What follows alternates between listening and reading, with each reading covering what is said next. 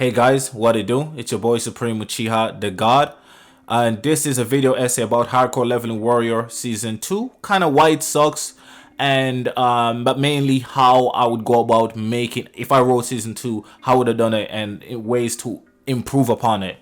So, let's get into it. Hardcore Leveling Warrior Season 1 was one of the most exciting stories I had read in a very long time.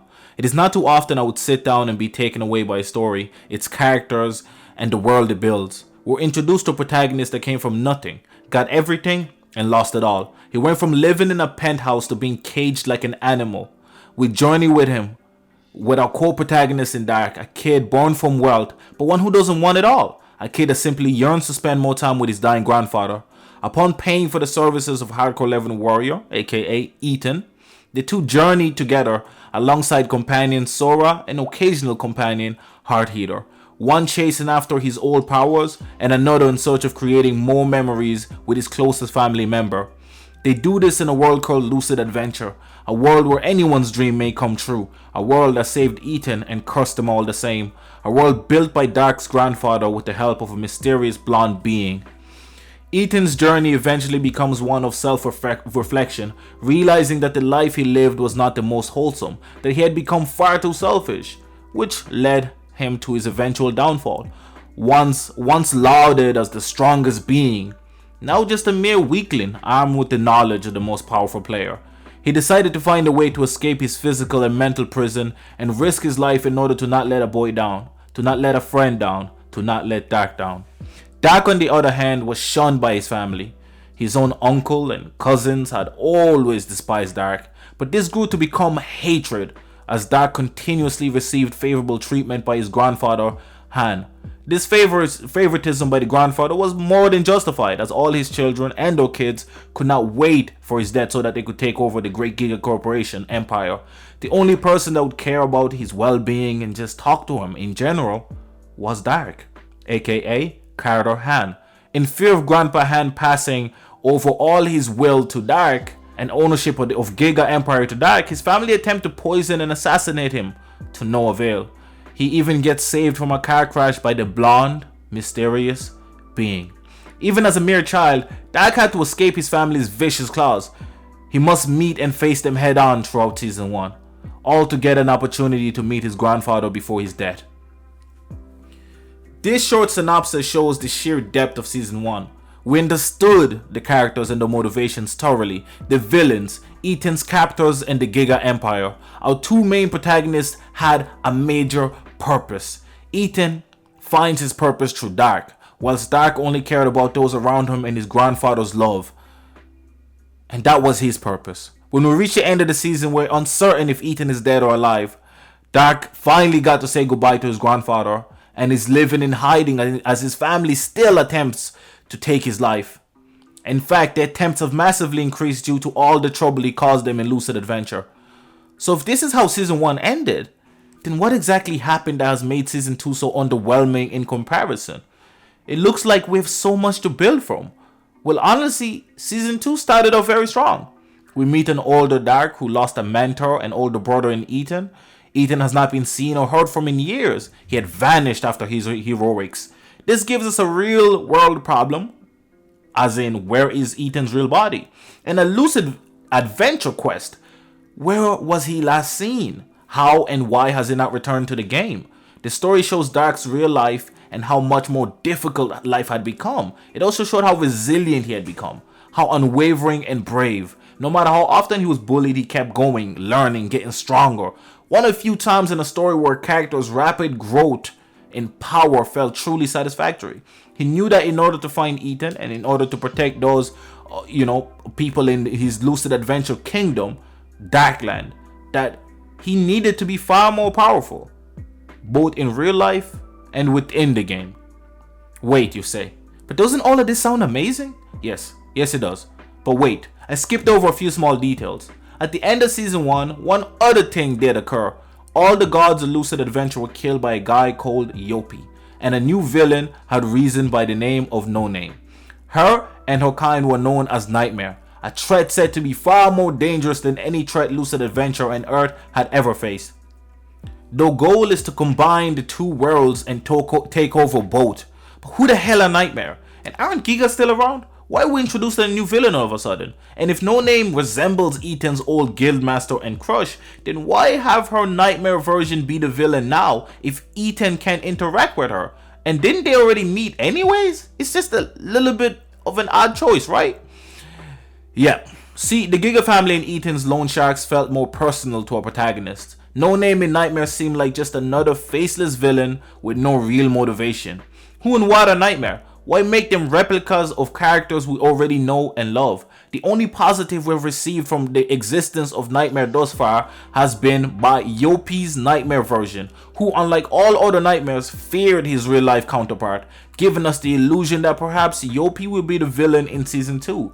Yopi being a character we meet early in season 1, someone that most are already highly intrigued by. It would only make sense if it was he, alongside Giga, that would be the turn to our hero's hides. However, this is not the case, and understandably so. Instead, a truce is formed to face this faceless villain. Nightmare has no personality or character for us to connect to. We can't feel any emotional attachment to bland characterizations.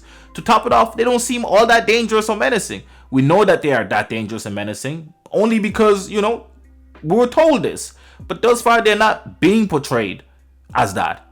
The demons, who I think were very interesting, and to be honest are still somewhat interesting in season 2, have become bland characters as soon as they attach themselves to Nightmare. Another downfall would of course be one of the most important secondary characters, Sora, a full-fledged member of Hardcore Leveling Warriors party in season 1, and yet she's portrayed as a background character for the most part, and we've yet to learn much about her. In fact, we know more about Master Swordsman than we do of one of season 1's main cast. So we are in a very tough situation here. Nightmare sucks, but we know that they will be the main villains regardless. So how do we fix this? How do we fix this and keep Nightmare? That's the question that I had in mind when I started writing this essay. And that's the question I will attempt to answer. Let's begin with Nightmare. Nightmare should not be replicas of regular characters and should have a clear-cut motivation. Firstly, Nightmare's origin would be caused by the death of the gods, which is kind of the case already, but they make a few soft changes. For one, No Name would be an ancient being trapped by the gods and dragons a long time ago. I know, kind of cliche, but look, we gotta deal with the hand that we're dealt.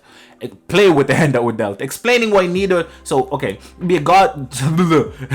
So, No Name would be an ancient being trapped by the gods and dragons a long time ago, explaining why neither the gods nor the dragons ever truly interact with humanity as they once did. However, upon their death, the cell doors would open just a crack and her powers would begin to escape back to her body.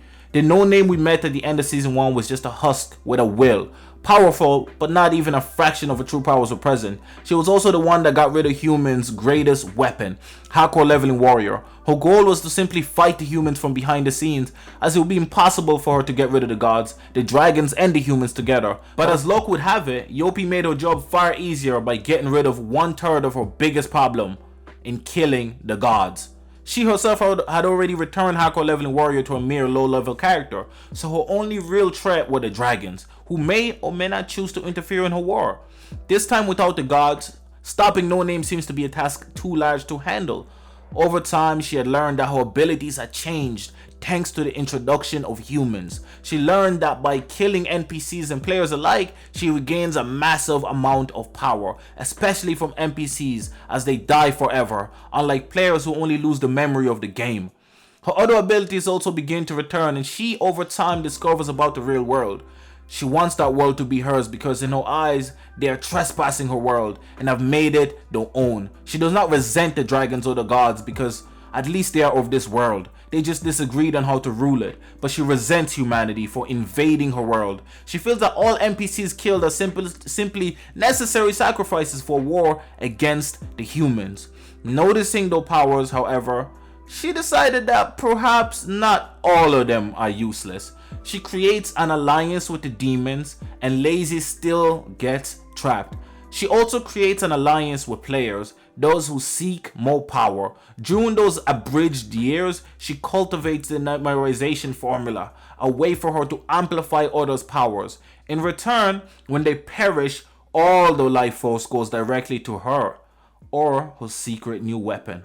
The alliance still forms, but instead of nightmare clones, we have nightmare NPCs and humans who chose to join her cause or were forced to. by being beaten to a pulp. Slowly but surely, she began to build an underground kingdom of monsters, demons, and humans alike. Now she's ready to wage war upon the lands, using weaker beings to act as fodder in order to gain more souls. The more she gains, the more power she can gain. The more power she gains, the more powerful the nightmarizations.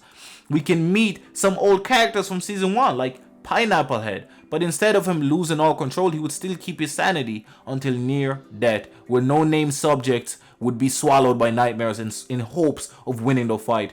The demons would not underestimate the humans because no name would warn them. You see, she needs them to kill strong enough humans so that she can get closer to creating a bridge between the two worlds. The demons would partially succeed. Some would still get arrogant, cutting down mid-tier humans, NPCs and monsters alike. So 1 or 2 would still feel superior, but the most powerful of demons would heed no name's words and be wary of humans. This removed the ridiculous repetition of the demons throughout season 2. Master Swordman and crew's story would also differ. Instead of fighting their own nightmare reflections, boring! Instead, they'll be fighting a team led by a demon, with 2 human-like NPCs and a monster on their side. These characters will get a short backstory. The demon lost his family during the war between humans and demons and has a strong hatred for them.